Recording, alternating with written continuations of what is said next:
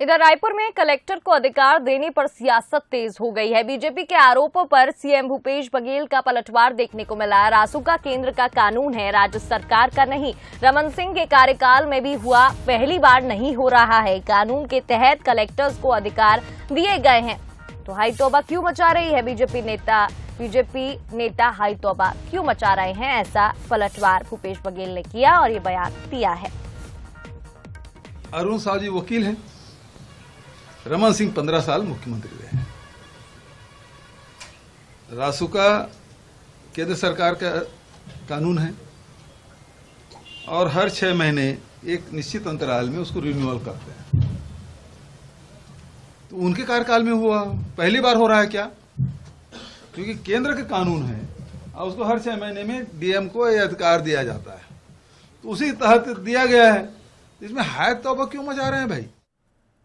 तो रायपुर में मंत्री कवासी लखमा का भी बयान सामने आया है। रासुका लगाने की तैयारी और बीजेपी के आरोप पर उन्होंने पलटवार किया।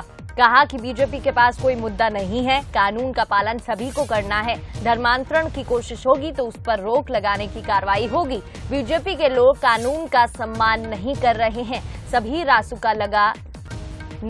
रासुका लगी नहीं है और ऐसे में इनके पेट में अभी से दर्द हो रहा है, ऐसा कहना है कवासी लखमा का, जिन्होंने पलटवार करते हुए ये बयान दिया है। देश में संविधान में कानून में जो भीमराव अम्बेडकर ने कानून बनाया उस कानून को पालन सबको करना है। अगर जबरदस्ती ईसाई धर्म अगर आदिवासी लोग को धर्मांतर करेगा, हिंदू लोग को धर्मांतर करेगा तो उसके ऊपर कानून होगा। तो ये क्यों डर रहे भाई? इनको कानून को सम्मान करना चाहिए। अभी लगा नहीं है, इनको पेट दर्द क्यों हो रहा है? आदिवासी को बदनाम करने का काम, छत्तीसगढ़ियों को बदनाम करने का काम, सरकार को बदनाम, भूपेश बघेल का सरकार। अगर कानून अगर इस देश में है उस कानून को सम्मान करे, अगर नहीं तो मुंह बंद करे। तो मंत्री कवासी लखमा का भी मामले में बयान सामने आया है और लगातार अब रासुका लगाने वाले मामले पर सियासत गर्मा गई है। सीएम भूपेश बघेल हो, बीजेपी प्रदेश अध्यक्ष अरुण साहु हो, पूर्व मुख्यमंत्री रमन सिंह हो या फिर मंत्री कवासी लखमा हो, सभी ने बयान दिया है। भूपेश बघेल ने, साथ ही कवासी लखमा ने पलटवार भी किया है और ऐसे में आरोप प्रत्यारोप का दौर शुरू हो गया है। बयानबाजी मामले में देखने को मिल रही है और सियासत गर्मा गई है। तो रासुका लगाने की तैयारी और बीजेपी के आरोप पर पलटवार करते हुए मंत्री कवासी लखमा ने कहा कि बीजेपी के पास कोई मुद्दा नहीं है, ऐसे में कानून का पालन सभी को करना है। छत्तीसगढ़ के लोगों को बदनाम करने का काम बीजेपी कर रही है। तो रासुका लगाने की तैयारी और बीजेपी के आरोप पर मंत्री कवासी लखमा ने पलटवार किया। इधर आपको बता दें कि मामले में लगातार सियासत गर्मा गई है। सीएम भूपेश बघेल का कहना है कि रासुका केंद्र का कानून है, राज्य सरकार का नहीं है। रमन सिंह के कार्यकाल में भी हुआ, पहली बार नहीं हो रहा है। तो हाई तौबा बीजेपी नेता क्यों मचा रहे हैं? वहीं बीजेपी प्रदेश अध्यक्ष अरुण साहु का भी बड़ा बयान मामले में सामने आया। उन्होंने कहा कि मुख्यमंत्री तानाशाही कर रहे हैं और ऐसे में तानाशाही जो चल रही है, हम हर स्तर पर इसका विरोध करेंगे। ये घातक अधिसूचना है। 3 जनवरी से रासुका लगाना अधिसूचना संविधान का हनन है। तो रमन सिंह का भी इसमें बयान सामने आया, जहां रमन सिंह ने कहा आंदोलन से घबराकर षड्यंत्र पूर्वक रासुका लगाया गया है। रासुका के मामले में श्वेत पत्र जारी करें, 12 दिनों तक अधिसूचना क्यों छिपाई गई है?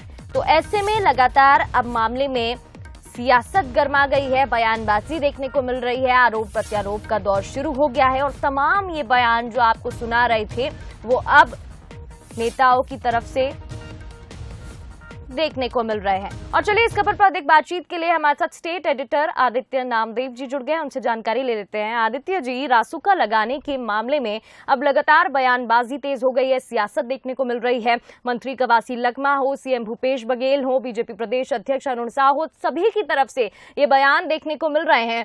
क्या आने वाले दिनों में और मामले में सियासत गरमाने वाली है?